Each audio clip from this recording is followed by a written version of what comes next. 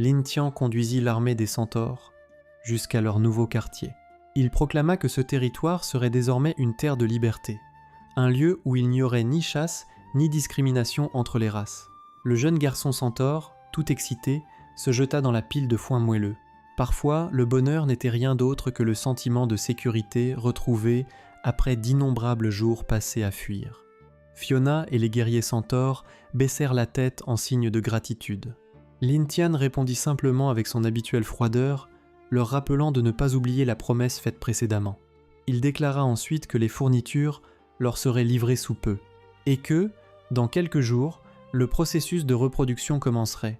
Un empire puissant avait besoin de diversité, et cette unité de cavalerie centaure était la pièce parfaite pour renforcer son autorité. Lin Tian sourit avec une once de calcul en pensant à l'avenir. Pendant ce temps, il prévoyait d'éliminer le roi gobelin et d'aider Gobukang à monter de niveau. Mais avant cela, il lui restait encore une chose à faire. Tout en marchant tranquillement dans le couloir, Lin Tian proposa à Gobutian de l'accompagner pour aller voir l'état d'Abedo. Au fond de lui, Lin Tian avait un mauvais pressentiment, comme si quelque chose de terrible s'était produit. Le couloir menant à la cellule de prison était sombre et lugubre. Les pas précipités résonnaient dans l'air lourd d'inquiétude. La scène qui s'offrit à eux ressemblait à un cauchemar. Abedo gisait, épuisé, sur une pile de paille. Le garde gobelin s'était effondré dans une mare de sang, et un trou d'un noir profond était apparu au milieu du sol. Gobutian, horrifié, pensa que quelque chose s'était introduit de l'extérieur. Il voulut descendre pour examiner les lieux, mais Lin Tian lui fit signe de s'arrêter. Les yeux de Lin Tian avaient déjà percé la vérité. Ce n'était pas une intrusion, mais une évasion venue de l'intérieur. Le trou profond était le chemin par lequel cette chose était partie. Chaque indice pointait vers une entité dont la puissance dépassait de loin l'imagination. Le ventre d'Abedo était béant, laissant une cavité sombre et terrifiante. La pauvre succube semblait avoir subi l'accouchement le plus cruel que l'on puisse imaginer. Son visage était pâle et ses yeux rougis débordaient de terreur. Elle suppliait faiblement qu'on l'aide entre des respirations hachées. Peu après, Catherine fut convoquée dans la cellule. Elle jeta aussitôt un sort de guérison pour refermer l'horrible plaie sur l'abdomen d'Abedo. Une chaude lumière dorée enveloppa son corps tremblant. Dès qu'elle retrouva un peu de conscience, Abedo éclata en sanglots, traitant l'enfant qu'elle venait de mettre au monde de monstres. Elle s'accrocha désespérément aux vêtements de Lin Tian, comme pour échapper à l'horreur du souvenir. Elle décrivit comment la créature avait dévoré tous ses organes internes pour se nourrir avant de sortir violemment de son corps. Elle avait même tué le garde sous ses yeux avant de disparaître. Lin Tian garda un calme étrangement serein et s'enquit de l'apparence de la créature. Il avait besoin de savoir exactement quel genre d'être il avait créé. Abedo évoqua l'image d'un gobelin d'un noir profond, doté de cornes de bouc et d'yeux emplis de malice. Il ne ressemblait en rien à un enfant, mais plutôt à une créature née des abysses eux-mêmes. Lin Tian conclut silencieusement que cet enfant avait parfaitement hérité de la nature assoiffée de sang des gobelins, combinée au pouvoir du sang de succube. Il s'agissait peu, être d'une créature de niveau semi-divin. La situation commençait à lui échapper.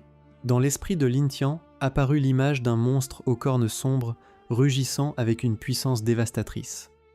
Un être capable de croître sans fin en dévorant tout sur son passage.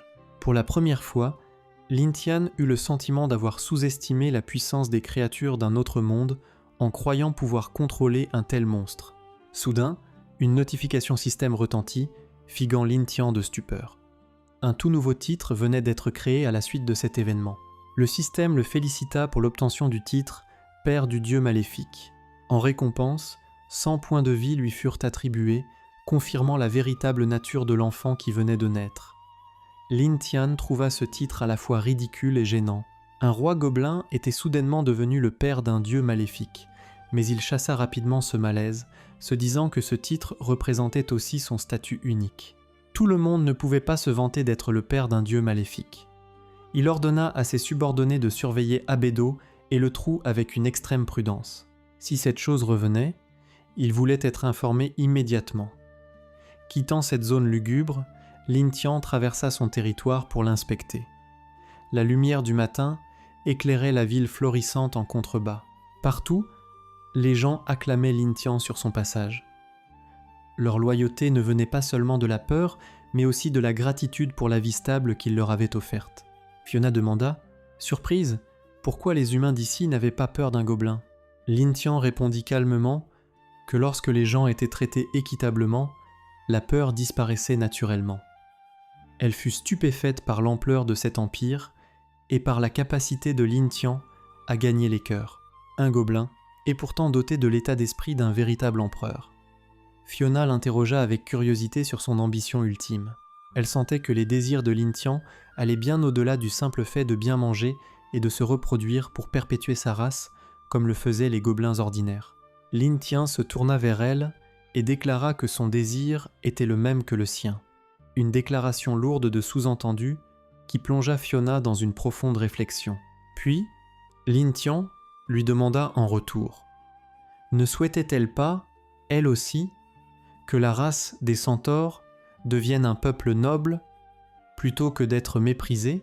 Ces paroles frappèrent en plein cœur l'orgueil enfoui au plus profond d'elle-même.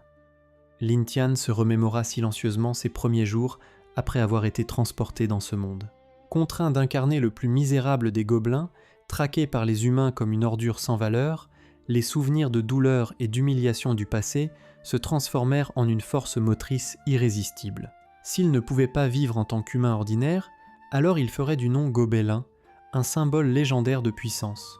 Lin Tian voulait que les gobelins deviennent l'incarnation de la dignité, à égalité avec l'humanité. Un nouvel ordre mondial était en train de se construire de ses propres mains. Son ambition allait même au-delà. Il comptait élever les gobelins au-dessus de l'humanité elle-même. Être même au-dessus des dieux. Les flammes de l'ambition brûlaient intensément dans ses yeux rouges. Fiona resta figée, submergée par l'aura guerrière émanant du petit corps de Lin Tian. Pour la première fois, elle commença à entrevoir le futur glorieux qu'il envisageait. Soudain, Gobukwan intervint et réprimanda Fiona pour son manque de respect envers le roi qui marchait à pied. Il suggéra qu'elle devrait permettre à sa majesté de monter sur son dos comme preuve de loyauté. Le visage de Fiona devint immédiatement écarlate de gêne. Pour les centaures, autoriser quelqu'un à monter sur leur dos était un acte extrêmement intime, symbolisant une soumission absolue. Gobutian s'empressa d'arrêter Gobukwan, déclarant que Lin Tian avait certainement ses raisons. Cette petite dispute rendit l'atmosphère quelque peu tendue. Lin Tian ordonna à ses subordonnés de se taire, reconnaissant les coutumes sacrées de la race centaure. Il n'avait aucune intention de la forcer simplement pour satisfaire un sentiment d'autorité superficielle. Face au respect et à la vision grandiose de Lin Tian, Fiona mordilla doucement sa lèvre inférieure. Ses joues étaient rouges d'émotion. Elle avait enfin trouvé le véritable souverain auquel elle voulait consacrer sa vie entière. Le visage brûlant de honte, Fiona invita volontairement Lin Tian à monter sur son dos. Lin Tian fut sincèrement choqué, car les centaures étaient réputés pour être fiers et têtus. Il ne s'attendait jamais à ce qu'elle s'abaisse si volontairement et si rapidement. Un acte de soumission inattendu venait d'ouvrir un nouveau chapitre de l'autorité du roi gobelin. Fiona baissa la tête, timide. D'une voix douce, elle dit à Lin Tian de monter rapidement sur son dos, car elle pourrait changer d'avis, elle avait pris l'initiative de l'inviter après tout. Lin Tian sourit, satisfait, et ne se fit pas prier. Il sauta sur le dos de la jument et s'assit directement derrière Fiona. La distance entre eux était si réduite que Fiona sursauta. Tout son corps se raidit instantanément, prise de gêne. Remarquant sa tension, Lin Tian lui demanda si tout allait bien. Fiona prit une profonde inspiration, s'efforçant de se calmer, et répondit que tout allait bien. Elle pensa qu'elle s'y habituerait assez vite. Le groupe se mit bientôt en route. Lin Tian chevauchait confortablement en tête du cortège. Gobukwan et ses subordonnés le suivaient, montés sur leur monture spéciale. Lin Tian hocha la tête avec satisfaction, trouvant l'expérience incroyablement agréable et confortable. Il perçut même le léger parfum des longs cheveux de Fiona, ce qui le détendit agréablement. Il n'y avait probablement pas de monture plus confortable au monde que celle-ci. Pendant ce temps, au bastion de la guilde des tueurs de dragons, au sein de l'empire de la guerre, où d'imposantes structures se dressaient comme des symboles d'orgueil et de puissance, régnait une atmosphère complètement différente. Les 3 rois s'y étaient réfugiés après avoir abandonné leurs armées. Gilbert suggéra avec enthousiasme au roi Édouard de visiter le musée des trophées de la Guilde. Le roi Édouard accepta immédiatement. En secret, il évaluait ses prochaines actions. Il voulait voir par lui-même la puissance réelle de la Guilde des tueurs de dragons, afin de pouvoir personnellement s'occuper des 3 dragons de Lin-Tian. À l'intérieur du musée se trouvaient d'innombrables squelettes de dragons gigantesques. Ils témoignaient de la brutalité et de la force de la Guilde. Sur des étagères étaient exposés les cœurs et les têtes tranchées de nombreuses créatures terrifiantes. Chaque pièce portait le nom de celui qui l'avait abattu. Gilbert s'arrêta devant un spécimen empaillé d'une femme tcha bestiale et loua à plusieurs reprises sa beauté remarquable, d'un regard avide. Un homme obèse, à proximité, ne pouvait détacher ses yeux de l'exposition. Il insista pour l'acheter à tout prix, afin d'assouvir ses désirs pervers.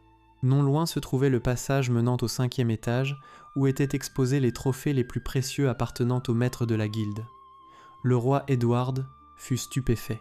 Il ne s'attendait pas à ce que le maître de la Guilde occupe à lui seul tout un étage du musée.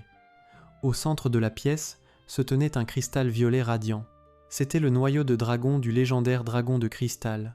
Autour étaient disposées de nombreuses parties du corps provenant d'autres créatures rares et extraordinaires. Lorsqu'il vit la plaque portant le nom du maître de la Guilde, Élisabeth Tamon, le roi Édouard s'immobilisa aussitôt. Il n'arrivait pas à croire qu'elle ait même réussi à obtenir le noyau du roi dragon, un artefact qui occupait cette place depuis des milliers d'années. Il comprit soudain pourquoi ce dragon avait disparu ces dernières années. Ayant perdu son noyau, il ne pouvait pas survivre bien longtemps. Un sourire cruel se dessina sur le visage du roi Édouard. Il était convaincu que, dès que la Guilde des tueurs de dragons agirait, la mort de ces 3 lézards volants serait toute proche. De retour dans le désert, le groupe de Lin-Tian luttait contre de violentes tempêtes de sable qui balayaient les terres arides. Gobu Kuang halétait lourdement et commença à se plaindre. Il dit que Lin-Tian chevauchait trop vite, ce qui rendait extrêmement difficile pour ceux qui suivaient de rester à son rythme.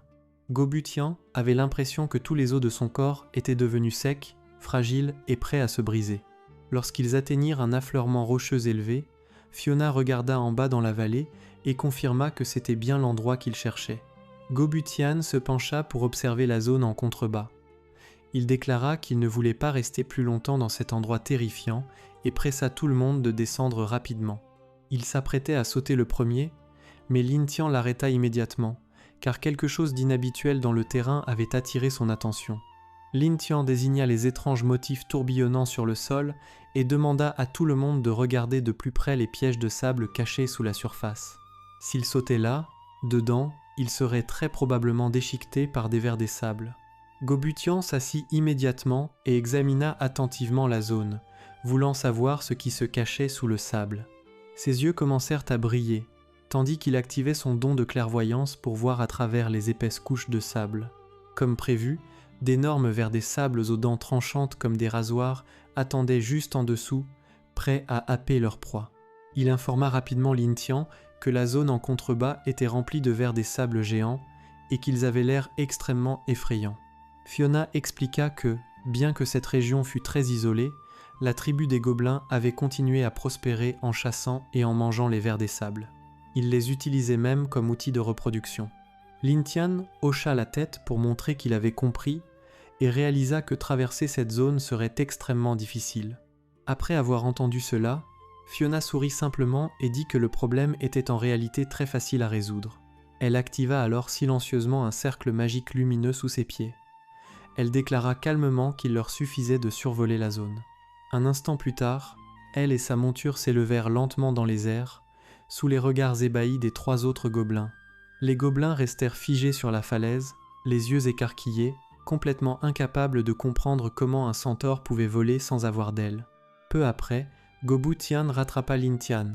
De loin, il agita la main et appela les 2 autres pour qu'ils se dépêchent de les rejoindre. Peu de temps après, tout le groupe pénétra dans un vaste tunnel minier. Fiona expliqua qu'il s'agissait de la mine de fer élémentaire, la source des matériaux utilisés par le royaume de l'épée pour forger ses armes. En marchant, Lin-Tian avertit tout le monde que les gobelins pouvaient changer de forme en fonction de l'environnement dans lequel ils vivaient. Un gobelin qui aurait évolué dans un lieu aussi riche en énergie élémentaire serait certainement très difficile à affronter. Lin Tian rappela à tous de rester extrêmement prudents alors qu'ils s'enfonçaient plus profondément sous terre. Le groupe descendit une série de marches de pierre anciennes qui menaient à un espace encore plus vaste et mystérieux. Devant eux apparut une énorme caverne. De gigantesques piliers de cristal violet jaillissaient des parois rocheuses dans toutes les directions, émettant une faible lueur éthérée. Lin Tian se demanda comment Fiona pouvait être aussi certaine que le roi gobelin se trouvait ici. Fiona expliqua alors que sa tribu s'était autrefois réfugiée dans cet endroit il y a longtemps. C'est pourquoi elle se souvenait encore très clairement de l'emplacement du village gobelin. Le groupe de Lin Tian pénétra dans la grotte, et Fiona mentionna que la tribu des centaures était autrefois arrivée ici en proie au désespoir le plus total, leurs réserves de nourriture étant complètement épuisées. Sans même une brindille d'herbe à se mettre sous la dent, la situation avait été si tragique que des dizaines de membres de la tribu étaient morts de faim, les obligeant à chercher frénétiquement un nouvel abri pour préserver leur lignée. Voyant sa compagne perdue dans ses pensées, Lin Tian posa doucement une main sur son épaule pour la réconforter, lui disant que tous ses souvenirs douloureux appartenaient désormais au passé.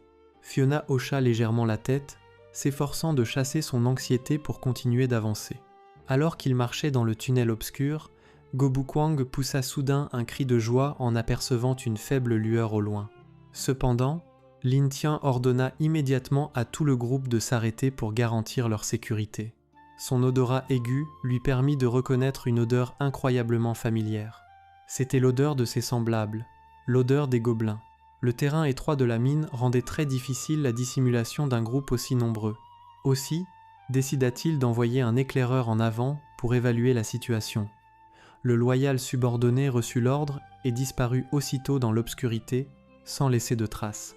Un instant plus tard, l'éclaireur revint avec des nouvelles cruciales. « Chef, je suis de retour. » Il rapporta qu'il y avait au moins 10 000 gobelins ici, avec une structure sociale très complexe, allant des niveaux les plus bas jusqu'à des centaines de grandes variantes et des dizaines de classes héroïques. Mais ce n'était pas tout. À une autre entrée, une équipe d'aventuriers humains se tenait en embuscade, semblant elle aussi cibler cette grotte. En entendant parler d'humains, Lin Tian insista immédiatement pour obtenir des détails sur la puissance des aventuriers.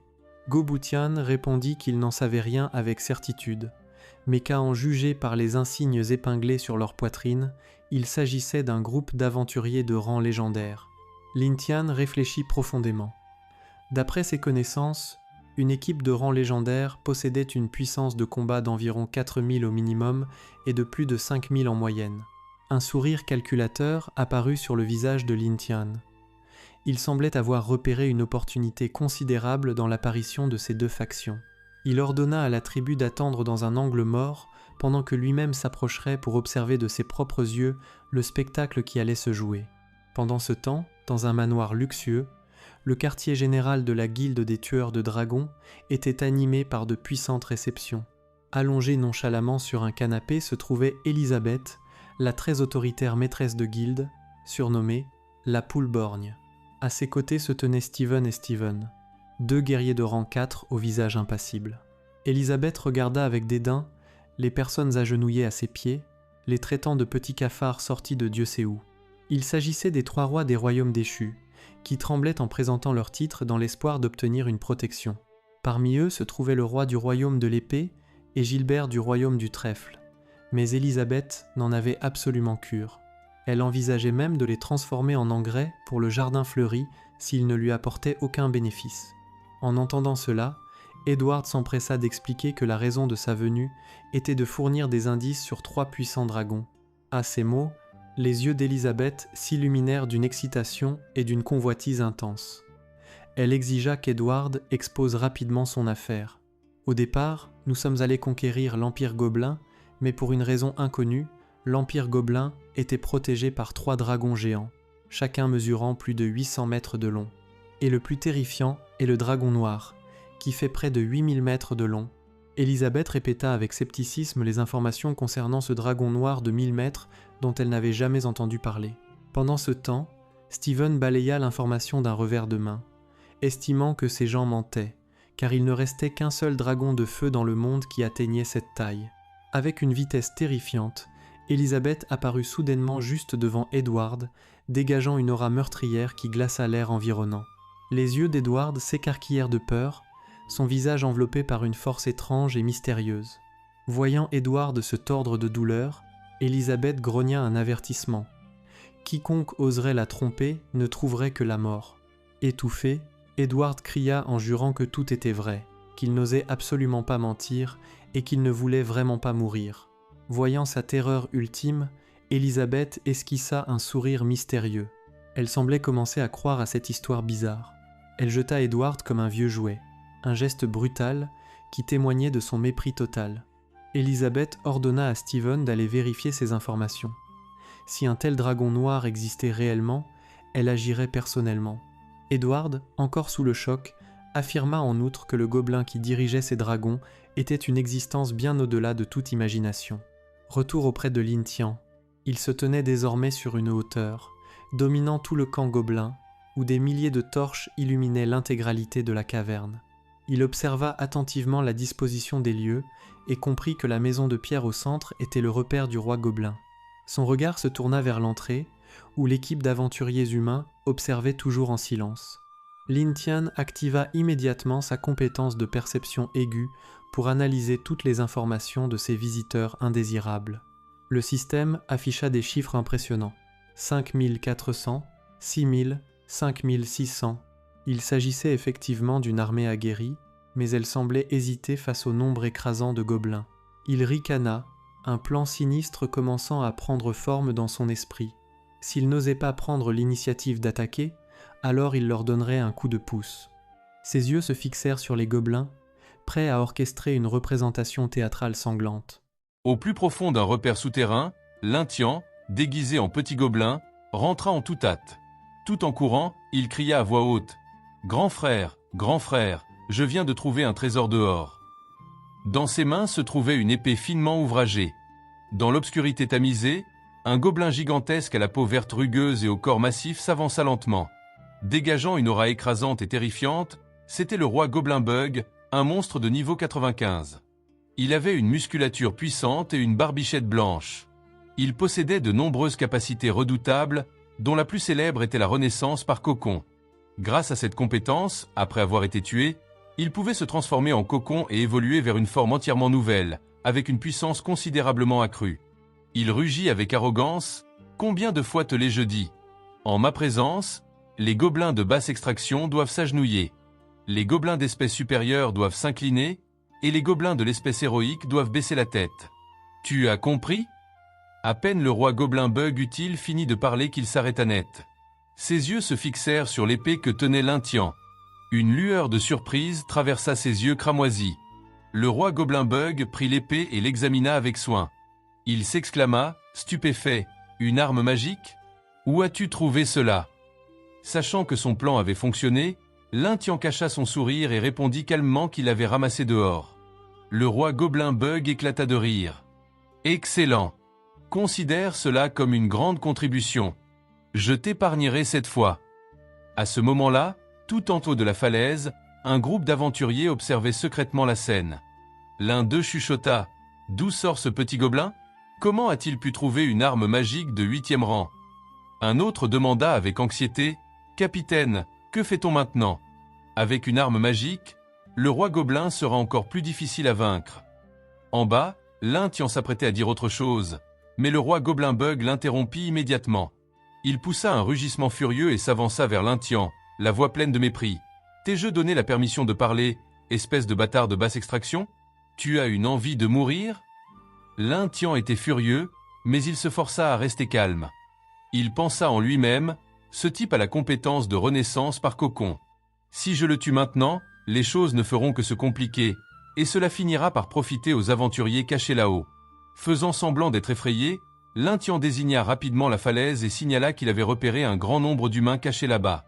Réalisant que sa tribu était la cible d'ennemis, le roi Gobelin Bug leva la tête vers la falaise avec colère. L'épée en os dans sa main commença à dégager une aura de glace meurtrière. « C'est mauvais, ils nous ont découverts. » Le groupe d'aventuriers paniqua immédiatement, une sueur froide couvrant leur front. Le roi Gobelin-Bug félicita Lyntian pour avoir découvert l'ennemi, mais il n'avait aucune intention de le récompenser. Au contraire, il ordonna à Lyntian de partir immédiatement s'il ne voulait pas mourir. Dès qu'il eut fini de parler, le roi Gobelin-Bug balança son bras, déclenchant une attaque soudaine. Une énorme explosion retentit instantanément, soufflant toute une section de la falaise. Lyntian contempla calmement les rochers qui s'effondraient. « Voyons un peu la véritable puissance de ta renaissance par cocon », pensa-t-il. Un épais nuage de poussière enveloppa le flanc de la montagne après l'attaque initiale du roi Gobelin-Bug. Les aventuriers jaillirent rapidement de leur cachette et se mirent en formation. Se préparant au combat, le capitaine fixa son regard sur Lyntian. Il ne s'était jamais attendu à ce qu'un gobelin de bas niveau perce leur camouflage. La réalisation était profondément humiliante. Le roi Gobelin-Bug regarda directement le groupe et ricana. « Alors, ce sont des humains. Vous osez vraiment envahir ma tribu juste pour jeter vos vies? Mes enfants, le moment est venu de vous montrer. » Sur l'ordre de leur chef, une horde massive de gobelins se précipita comme un flot déchaîné. Des cris de « Tuez, tuez » résonnèrent dans toute la caverne. Profitant du chaos, Lyntian se cacha rapidement derrière un gros rocher. Il fixa son regard haineux sur le capitaine aventurier. Lyntian pouvait voir que, bien que cet homme ne soit pas particulièrement fort, il était incroyablement arrogant. « Plus tard, je le torturerai lentement jusqu'à la mort », jura silencieusement Lyntian. La bataille éclata. Une aventurière lança un faisceau de lumière éclatant vers l'armée de gobelins. Il explosa au milieu de la formation monstrueuse, créant un souffle immense. Voyant ses subordonnés massacrés, le roi Gobelin-Bug entra dans une rage folle. Ses yeux cramoisis flamboyaient d'une intention meurtrière alors qu'il rugissait « Damné soit-il ! Je vais vous faire regretter d'être né !»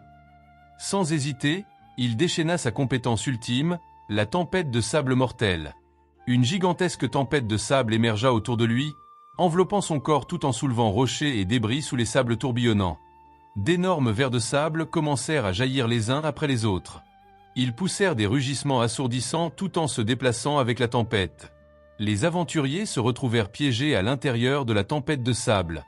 Leur visibilité était presque nulle, et le sable ainsi que les monstres les assaillaient de toutes parts. Lyntian contempla la scène avec stupéfaction. Il ne s'attendait jamais à ce que le roi Gobelin-Bug possède une telle compétence. Incroyable! À l'intérieur de la tempête de sable, la puissance des monstres augmenta considérablement. Les vers de sable, qui n'avaient à l'origine qu'un pouvoir de combat de 2000, atteignirent désormais 3000. La mage resta parfaitement calme. Elle concentra son mana avant de lancer son sort suivant, l'inferno explosif de destruction. D'immenses colonnes de flammes jaillirent et explosèrent contre les corps des vers de sable. Des détonations retentirent les unes après les autres, tandis que le feu flamboyant illuminait la tempête de sable hurlante. Mais alors que la fumée et la poussière se dissipaient peu à peu, une scène inimaginable apparut, plongeant les aventuriers dans l'effroi. Les monstres se tenaient toujours exactement là où ils étaient. Ils n'avaient subi aucun dégât de la part de la magie de feu. Leurs crocs acérés restaient pointés vers les humains. La mage s'écria avec panique, « Capitaine, que fait-on? Ma magie de feu ne leur fait rien du tout. » Le capitaine ordonna à tout le monde de rester calme. Puis il déchaîna sa propre technique, l'art de l'épée suprême, la grande épée d'Hélios. Une énorme lame de flamme jaillit, trancha en deux un ver de sable qui fonçait sur eux, le faisant exploser instantanément. Le capitaine venait enfin de révéler le premier de ses atouts. En voyant cette attaque, Lyntian pensa silencieusement « Alors, ils cachent tous leur vraie force. Heureusement que je ne suis pas intervenu plus tôt. Même si je pourrais les vaincre en combat direct, ce serait bien trop compliqué. » De l'autre côté, le roi Gobelin-Bug commença à paniquer après avoir vu ses créatures invoquées détruites. Il ne pouvait s'empêcher de s'inquiéter pour ses projets futurs. Il avait prévu d'utiliser ces monstres pour envahir le royaume de l'épée et fonder son propre empire.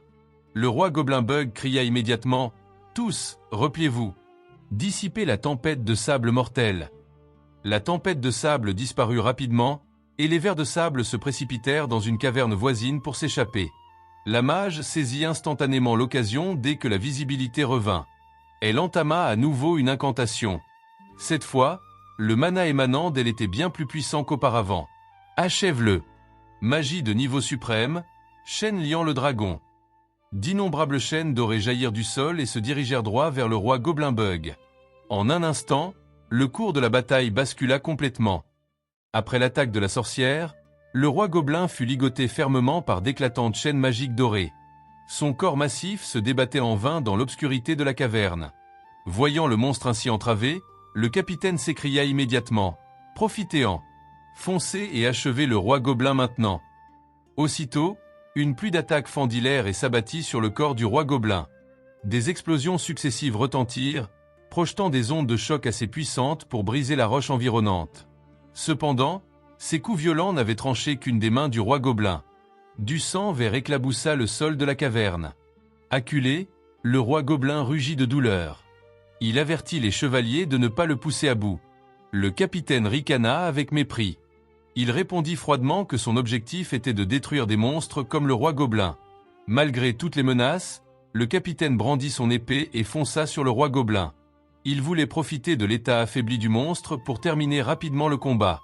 La lame acérée transperça le corps du roi gobelin, mais elle s'arrêta rapidement, bloquée par l'énorme main du monstre. À ce moment, le visage du capitaine se décomposa de peur en réalisant qu'aucun sang ne s'écoulait de la blessure du monstre. Dans un coin sombre de la caverne, l'Intien observait tout avec calme, comme s'il avait prévu ce qui allait se produire. Alors, le corps du roi gobelin se métamorphosa soudainement, se liquéfiant en une étrange substance verdâtre tout en dégageant une aura extrêmement terrifiante. Tout le groupe d'aventuriers fut plongé dans la confusion. Personne ne comprenait ce qui se passait, alors que le monstre se transformait brusquement en une flaque de liquide étrange. Bientôt, ce liquide se solidifia rapidement, formant un cocon rugueux aussi dur que l'acier. Comme une chrysalide d'insectes, un sentiment de malaise commença à se répandre parmi eux. Le capitaine ordonna immédiatement à tous de le détruire sans attendre. Il ne fallait en aucun cas laisser la transformation s'achever. Le capitaine rassembla toute sa force et frappa le cocon de toutes ses forces avec son épée. Mais la lame ne produisit que des étincelles. Chaque coup était repoussé par l'enveloppe froide et dure comme de l'acier, sans laisser la moindre égratignure. Le capitaine grinça des dents, incapable de comprendre pourquoi cela arrivait. Tous leurs efforts offensifs étaient devenus vains. La sorcière annonça avec anxiété que tous ses sorts magiques avaient été neutralisés. Le capitaine ne put que constater avec stupéfaction que le cocon était si résistant que même son épée ne pouvait le percer. Conscient du danger imminent, le capitaine ordonna à l'équipe de battre immédiatement en retraite. La situation avait complètement échappé à tout contrôle, mais il était déjà trop tard. Une effroyable explosion magique jaillit de l'intérieur du cocon, projetant tout le groupe de chevaliers sur le côté. À travers l'épaisse fumée et la poussière, un pied blindé, recouvert d'une armure noire, s'avança lentement, dégageant une pression terrifiante qui emplit la caverne. Le roi gobelin apparut sous une forme nouvelle et puissante. Il caressa lentement son corps et sourit avec satisfaction, déclarant que cette forme était réellement parfaite. Le roi gobelin fixa ses yeux rougeoyants sur le capitaine tremblant. Un seul regard suffit à le pétrifier de terreur, l'empêchant de fuir. Fort de son nouveau pouvoir, le roi gobelin invoqua immédiatement ses vers de sable, qui jaillirent rapidement du sol. Il leur ordonna alors de mordre à mort tous les présents dans la caverne. Un massacre s'ensuivit rapidement. Par le nombre et la puissance, les vers de sable submergèrent les aventuriers. Ralph, le guerrier costaud de l'équipe, ne put réagir à temps et fut saisi par un ver de sable géant. Ses cris d'agonie résonnèrent dans toute la caverne. La sorcière Lisa ne put échapper non plus. Elle appela désespérément à l'aide tandis que les monstres se ruaient vers elle. Mais dans cet état, personne ne pouvait l'aider. Le capitaine s'enfuit, terrifié, tandis que Lisa était traînée par la créature, laissant une longue traînée de sang sur le sol. Dans ces derniers instants, Lisa murmura encore pour que le capitaine vienne l'aider. Mais face à la puissance écrasante de la créature, il était totalement impuissant. Les bruits de chair déchirée et de mastication horrible firent hésiter les pas tremblants du capitaine, qui finit par s'arrêter. Du sang éclaboussait l'obscurité, mêlé à des bruits de déchirure nauséabonds, annonçant la fin tragique des membres du groupe d'aventuriers. À ce moment-là, une douleur ramena brusquement le capitaine à la réalité. Une épée lui avait transpercé la poitrine. Et celui qui l'avait frappé n'était autre que le roi gobelin. Le roi gobelin ricana avec mépris. Il dit qu'avec un pouvoir magique aussi faible, il n'avait pas lieu d'être si vantard. Et s'ils avaient vraiment maîtrisé la magie de lumière, ils n'auraient peut-être pas survécu à cette lame. Ce furent les derniers mots que le capitaine put entendre. Le roi gobelin se tenait debout sur les corps des vaincus. Arrogant comme celui qui a remporté une victoire absolue, il se mit à rire follement et déclara que désormais il ne craindrait plus la chasse du royaume humain. son propre royaume gobelin s'élèverait de ses ruines même. Juste à ce moment, Lintien sortit lentement de l'ombre. Il sourit avec moquerie et dit qu'il voulait aussi jouer un rôle dans le nouveau royaume du roi gobelin, arborant un sourire entendu et un œil rouge luisant sous sa capuche. Lintien demanda calmement s'il serait autorisé à se joindre à eux. Le roi gobelin se figea. Il reconnut rapidement le gobelin devant lui comme celui qu'il avait autrefois considéré comme une ordure. Et il fut stupéfait de voir Lintien toujours en vie. Il plissa tous ses yeux rouges, l'examina attentivement, puis demanda à quel clan gobelin Lintien appartenait. Derrière Lintien, les silhouettes sombres et massives de ses subordonnés émergèrent progressivement, créant une atmosphère lourde de pression. Le roi gobelin devint méfiant. Il réalisa que Lintien n'appartenait pas à sa tribu, comme il avait supposé. Lintien libéra alors une énorme vague de mana bleu qui enveloppa son corps. Il déclara calmement que le roi gobelin était très perspicace. Le roi gobelin le dévisagea avec horreur, se demandant quel être pouvait posséder un mana aussi puissant dans un corps si chétif. Il se mit à suer de peur. Il comprit que sa capacité de régénération mettrait beaucoup de temps à se rétablir sans cette puissance. Il ne savait pas comment faire face à la créature mystérieuse qui se tenait devant lui.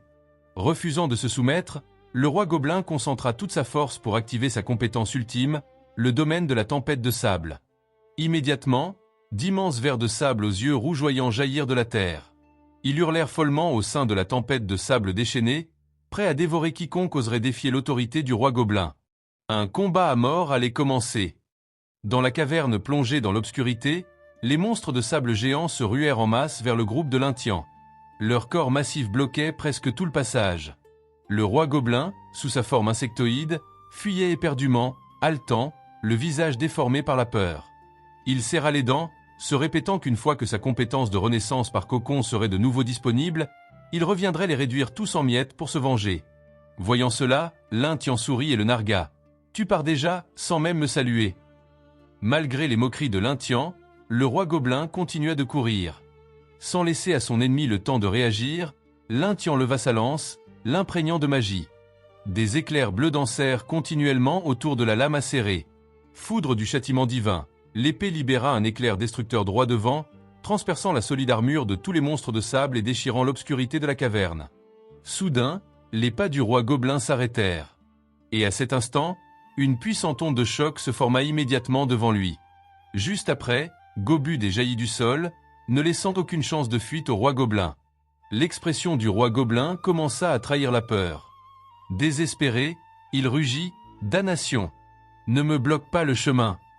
Il tenta d'utiliser ses dernières forces pour attaquer Gobude, espérant échapper à la lame du faucheur, mais son sort semblait scellé. Avec sa puissance actuelle, il ne pouvait pas vaincre Gobude. Une flamme féroce d'annihilation jaillit, engloutissant l'espace environnant et visant le roi gobelin. Le corps du roi gobelin fut aspiré dans un gigantesque vortex d'énergie.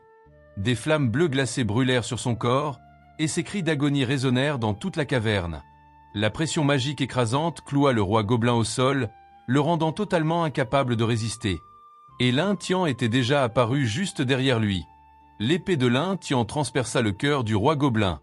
Du sang vergicla, mettant fin au destin de celui qui s'était proclamé roi. Dans ces derniers instants, le roi gobelin ouvrit grand ses 4 yeux, emplis uniquement de terreur. Il ne pouvait croire que sa solide armure d'os ait été percée si facilement. L'écart de puissance entre eux était flagrant. Lintien dit, le regard froid, « Je n'ai même pas fourni beaucoup d'efforts et tu fuyais déjà. De quoi as-tu peur ?»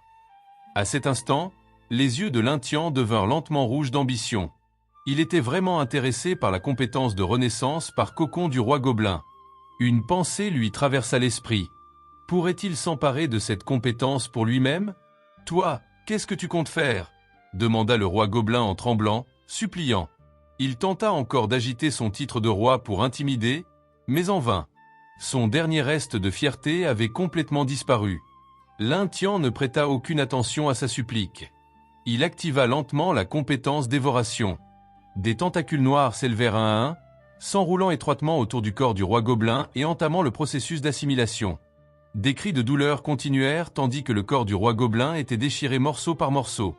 Dans ces derniers instants, il n'était empli que de haine, une haine envers Lintien, pour avoir transformé son rêve de règne en un cauchemar horrible. Une voix système retentit, « Félicitations ! L'hôte a reçu la compétence passive, Renaissance par cocon.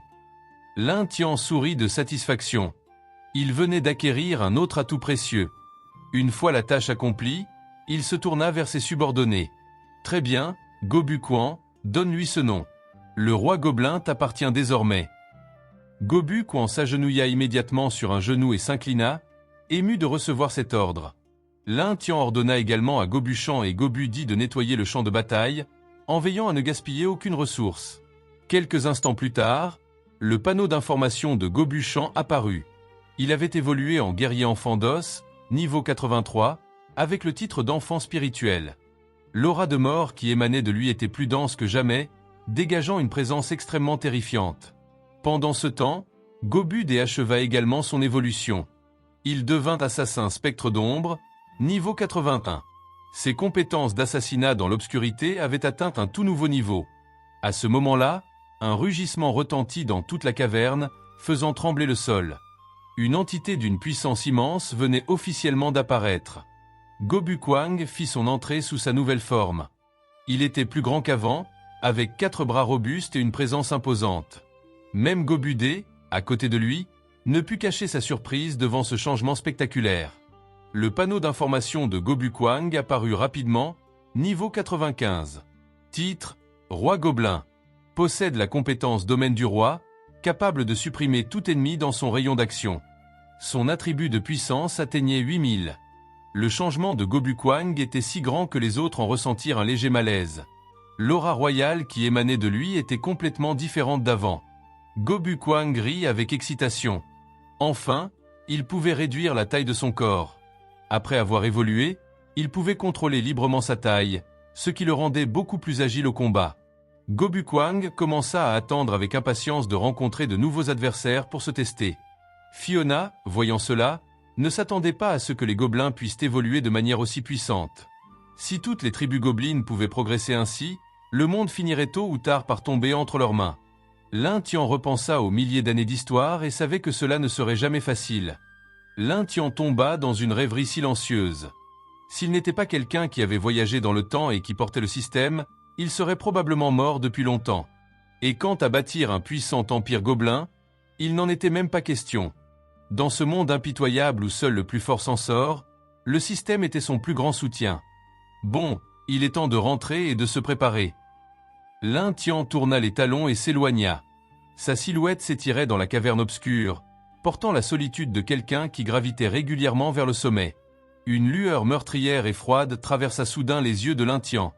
Il jura silencieusement d'engloutir, étape par étape, tous les royaumes qui avaient osé le provoquer. Son châtiment envers l'humanité ne faisait que commencer. En ouvrant l'interface du système, Lin Tian vit qu'il avait accumulé 500 points. Il était temps de les utiliser pour obtenir une compétence véritablement puissante dans la section des compétences suprêmes. Une série de compétences divines apparut devant Lin Tian. Triple cataclysme céleste, dévoreur d'âme d'Anubis et domination de la tour éternelle. Chaque compétence coûtait au moins 500 points et avait le pouvoir de renverser une bataille en un instant.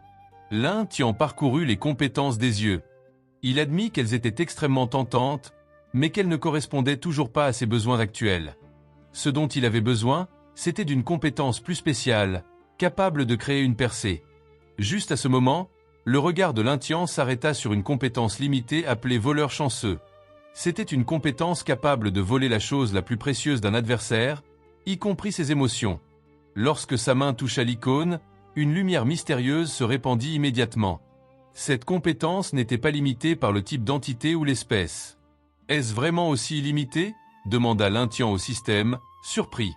Rien qu'en lisant la description, il comprit que son potentiel dépassait de loin celui des compétences ordinaires. Un sourire calculateur traversa le visage de Lin Tian. « Intéressant, tout à fait à mon goût. » Sans hésiter, il décida d'échanger cette compétence pour préparer son plan audacieux. Le système confirma rapidement la transaction. 500 points de vie disparurent, et Lin Tian acquit officiellement voleur chanceux. Il demanda calmement au système une question précise sur les limites de cible que cette compétence pouvait affecter. Après avoir reçu la confirmation que voleur chanceux pouvait affecter même des concepts abstraits, Lin Tian haussa les sourcils. « Eh bien, dans ce cas, ne m'en veux pas. » Il avait repéré une énorme faille dans le système. Voleur chanceux. Lin Tian activa immédiatement la compétence directement depuis l'interface de la boutique. Le système paniqua, le suppliant frénétiquement de ne pas faire de folie. Il alla même jusqu'à plaider qu'il n'était qu'une jeune fille innocente implorant la clémence, mais il était trop tard. Une notification apparut rapidement. Félicitations. L'hôte a volé avec succès une compétence à 500 points de vie, dévoreur d'âme d'Anubis. Une arnaque parfaite. Il venait d'obtenir une compétence précieuse sans dépenser aucun point de vie. Lin Tian rit aux éclats, triomphant. Putain, c'est vraiment possible d'exploiter un bug. Il venait de pirater le système en utilisant une méthode inimaginable pour obtenir une compétence de premier ordre, mais le prix à payer suivit immédiatement. Tout le système s'effondra et entra en maintenance pour 30 jours. Une alerte rouge apparut, erreur détectée. Le système va subir une maintenance d'1 mois. Pendant cette période, l'hôte ne peut pas utiliser la fonction de simulation de vie. Lin Tian resta figé un instant. La sueur commença à perler sur son front. Le coût de ce piratage était apparemment plus élevé qu'il ne l'avait prévu. Cependant, il retrouva rapidement son calme. En regardant au loin les royaumes humains, il esquissa un léger sourire. Un mois sans simulation n'était pas un problème. Après tout, la compétence qu'il venait de voler en valait largement la peine. Le vrai jeu allait bientôt commencer au sein des cités majestueuses de l'humanité. Pendant ce temps, à la frontière, une escouade de chevaliers humains avançait avec arrogance à cheval. Le commandant en chef jeta un regard méprisant vers le territoire des monstres. À notre époque, même une bande d'ordures ose fonder une nation. Le chevalier portant une grande hache se tourna pour menacer ceux qui le suivaient. Il ne pouvait toujours pas croire que les faibles gobelins aient le moindre lien avec l'ancien dragon colossal. Il déclara froidement : « Si nous ne voyons pas bientôt un dragon, celui qui a répandu cette rumeur sera le premier à mourir. » La réponse ne fut que des confirmations craintives. 100 000 soldats d'élite étaient morts sous les griffes du dragon colossal. C'était une vérité sanglante que personne ne pouvait nier. À ce moment-là, l'expression du chevalier devint sérieuse. Il sentit de puissantes vagues de pression percer le brouillard et se rapprocher rapidement de l'armée. « Ils arrivent !» Le cri retentit, brisant l'atmosphère pesante. À travers la poussière, des silhouettes devinrent progressivement visibles. Lin Tian et tous les chefs de l'Empire gobelin dégageaient chacun une intention meurtrière si intense que les chevaliers humains frémirent involontairement. Même à distance, une peur indéniable s'était emparée d'eux.